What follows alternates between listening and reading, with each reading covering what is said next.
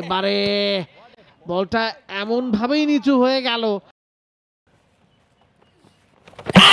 এবারে বলটা এমন ভাবেই নিচু হয়ে গেল, কিচ্ছু করার ছিল না ওই জায়গায়। মঈন খানের ব্যাকফুটে চলে গিয়েছিলেন, ফ্রন্ট ফুটে আসলে হয়তো বলে নাগালটা পেতেন।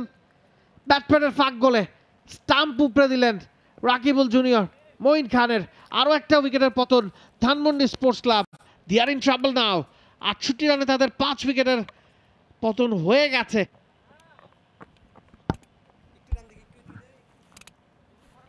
বড় জুটির দেখা পাচ্ছেই না ধানমন্ডি স্পোর্টস ক্লাব। রাকিবুল তার তৃতীয় ওভারে এসে দ্বিতীয় উইকেটটা নিয়ে নিলেন। অনেকখানি নিচু হয়ে গেছিল বলটা, শেষ মুহূর্তে এতটাই ডিপ করেছে বুঝে উঠতে পারেননি মঈন খান।